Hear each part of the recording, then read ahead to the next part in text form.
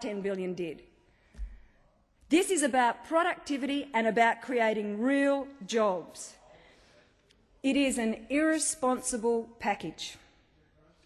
The Prime Minister and all of the ALP, again, because they're like parrots and they all keep saying the same thing and original thought might be a little bit tricky, are constantly talking about decisive action. And they think if they say decisive action long enough, the Australian people will believe that everything they do is decisive. I don't know. You know, Senator Conroy's here this afternoon talking about decisive action. I wonder if he popped out to his Weet-Bix this morning and went, gee, this is decisive action, as I'm eating my breakfast, because everything's decisive action. It doesn't matter if it is or not. Everything is labelled decisive action. So, in the hope that the Australian people will eventually believe that they are actually taking decisive action, they're actually not. They're not. It's not decisive action. It's irresponsible action. What we need from the government is not decisive action that means nothing. We need responsible action. And this package is irresponsible. It is irresponsible use of taxpayers' money. And quite often we've said that in this chamber about a number of other things, but never, never, never, never about $42 billion in one hit. Never. This is unprecedented, the amount. And the amount of funding in this that is just going to completely disappear is extraordinary. If we are going to do a government spend, it should be targeted at productivity, it should be targeted at job creation, and it should be targeted at infrastructure. If we're going to give our children a debt burden for years and years and years, then there should be infrastructure to show for it. We should be talking about inland rail. We should be talking about dams. We should be talking about water infrastructure, the important things. Not here's $950 in your wallet in the hope that maybe, not all of it will be saved, because there's no doubt some of it will be saved, which actually in general is a very good thing, but not for the point and the purpose of what you're trying to do. You're trying to encourage spending. And that $950, you've got no idea where it's going to end up. You have not got a clue. And yet there's nothing. There's nothing targeted for solid, substantive infrastructure that is going to provide a sustainable future for this country. The $10 billion package before Christmas, as my colleagues have already referred to, was a failure, was an absolute failure. What happened to the jobs that were going to be created? What happened to those jobs? And yet, as my colleague Senator Cash said earlier,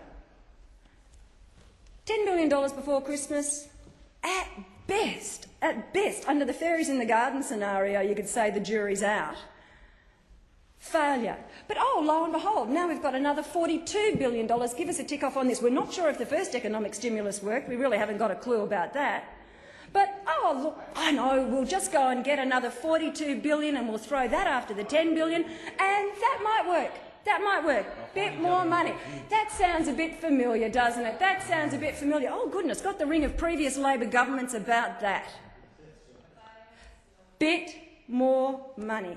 Throwing money after money after money. Any substantive thought? No. Any sustainable future? No. Any infrastructure priorities? No. Just more money. Most of my colleagues and I were absolutely flabbergasted, is probably the only word, when we saw the bit of legislation come through that said, OK, current borrowings allowed $75 billion. We want to increase it to $200 billion. $200 billion. Oh, it's a bit like sort of going into the bank and saying, look, I've got my MasterCard here. I'd like you to just rack it up to $200 billion, thanks. I'm not sure what we're going to spend it on. Haven't got any idea. Haven't put any thought. But we might need it. We might need it. We might need it one day. Yeah, we might need it one day. Thank you, Senator Cash. We might need it one day. And we might need it one day soon, because this is all falling apart. All falling apart. And the very interesting thing is that hospitals and health has not been mentioned in this package.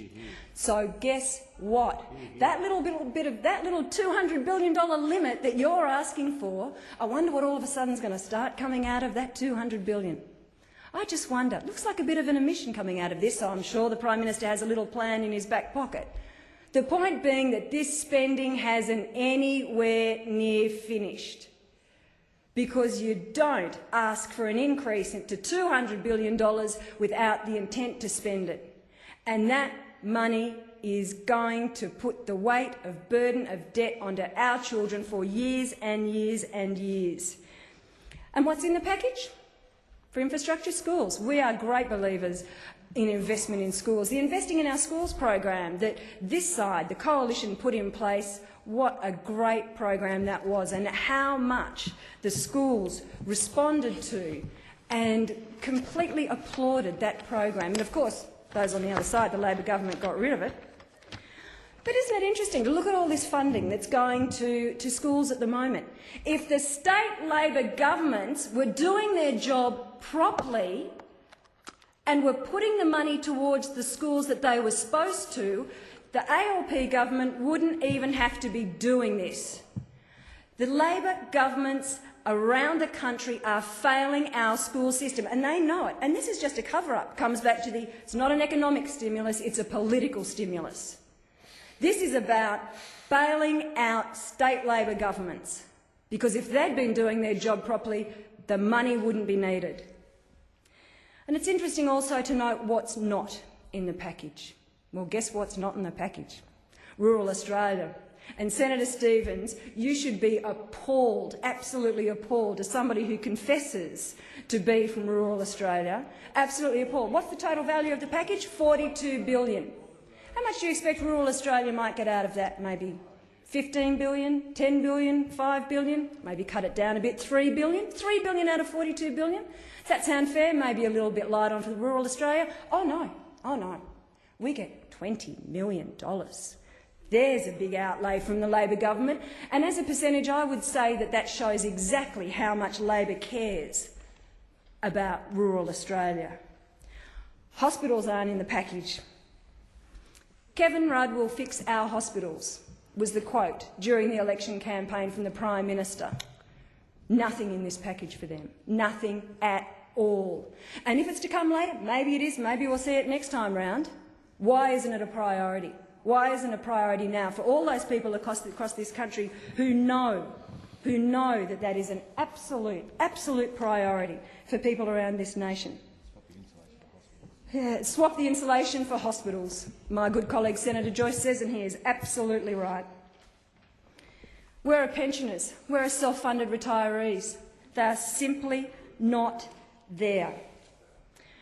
It was interesting that the Labor Party said earlier that the people out there, out in the communities, are going to be absolutely appalled with what the coalition's doing, absolutely appalled in us opposing this. Well, I want to read you an email that came today from a Mr. Stephen Mitchell, and he is indicative of a number of people out there in the community from their position of what they actually believe is happening. And I quote, "I do not make it a habit to write to elected members of Parliament, but in this case I feel compelled to. The federal government has recently forwarded a bill that it has labelled as a, quote, stimulus plan for the country. It is nothing more than an insane political stunt that threatens the very welfare and prosperity of all Australians for generations to come. Borrowing money to give cash handouts is in no way going to turn the Australian economy around. For every $1,000 given out, it is likely that the government will need to raise $2,000 or more in taxes to pay for the handout. This taxation will deter future job growth. Many of their other spending initiatives will not create genuine wealth either, as they do not focus on greater productivity. Productivity is the heart of employment. There is no long-term value in this radically irresponsible proposal. I urge you as a fellow decent Australian to reject the government's stimulus plan. Please do not try and second-guess what may be popular. This plan is utter madness. If this proposal is passed by the Senate, we are on the path towards complete destruction of future economic prosperity for generations to come." So much for the Labor Party saying that those out there think we are doing the wrong thing. We are not doing the wrong thing. We are doing the right, responsible thing for the people of this country. There is no doubt that we are experiencing very difficult and serious times, but this plan is not the way forward, and I and my colleagues on this side of the chamber will oppose the package and make sure that we have a secure and sustainable future for all Australians.